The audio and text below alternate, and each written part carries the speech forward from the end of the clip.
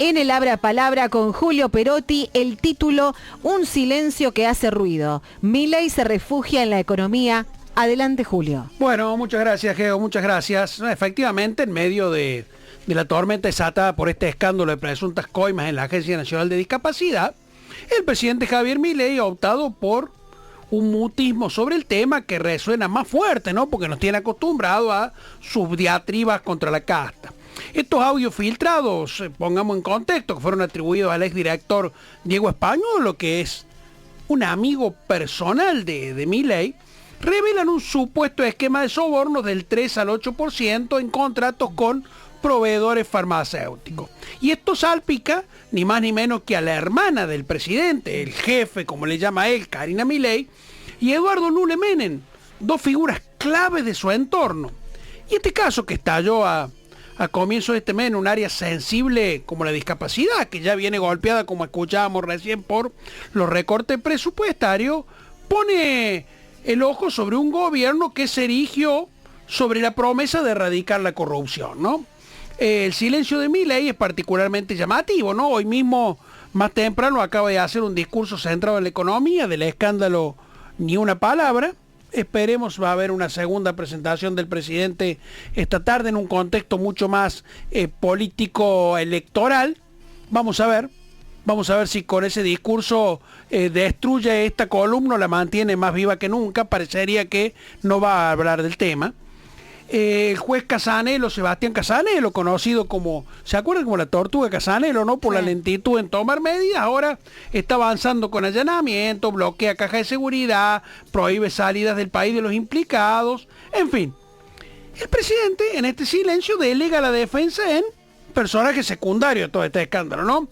Martín Menem pone las manos en el fuego, dice, por Karina y Lule, dice que el asunto es una operación política del kirchnerismo, mientras la propia Karina, en un acto que estuvo en La Matanza este fin de semana, solo dijo, vinimos para que no nos roben más.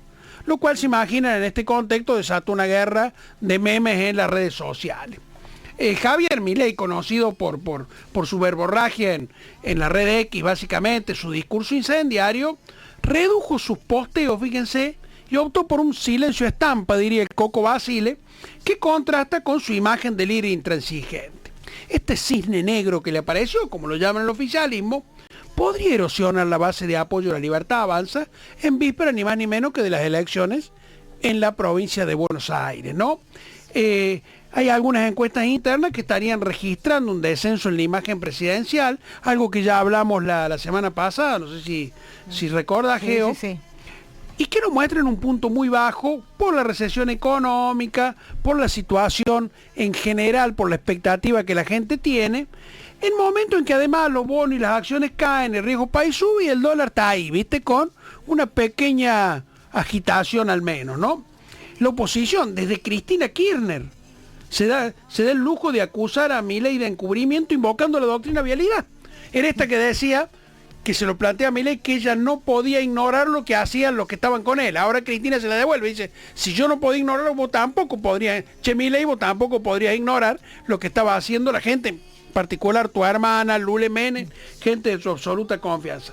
Axel Kicillof trata de capitalizar el vacío por estas elecciones, exige investigación en el Congreso. Bueno, internamente el escándalo fomenta división y hay ex aliados que aparecen denunciando y piden caiga quien tenga que caer, y el gobierno se enreda en algunas estrategias de control de daño orquestada por Santiago Caputo. Bueno, este mutismo no es neutralidad, pretende ser un riesgo calculado que podría volverse en contra. Si los audios se confirman y Españolo habla como teme en la Casa Rosada, el daño a la credibilidad de Milei podría ser muy fuerte y hasta el punto de irreversible. El problema que tiene hoy el gobierno, que no sabe qué más tiene en sus manos Españolo, qué más hay dando vuelta, ¿no? Y esto, la verdad que en un país harto de la corrupción, que ha puesto la corrupción como su principal problema, el silencio de quien prometió cadena perpetua a los ladrones no hace más que amplificar las dudas. ¿Complicidad o debilidad? Bueno, el tiempo y la justicia dirán. Por lo pronto, el frente externo ya está mostrando con dudas. Hoy, en importantes diarios del mundo, el tema ocupa los portales y las planas. Milei también a ello le responde con silencio. Muchas gracias, Julio Perotti. Abra palabra.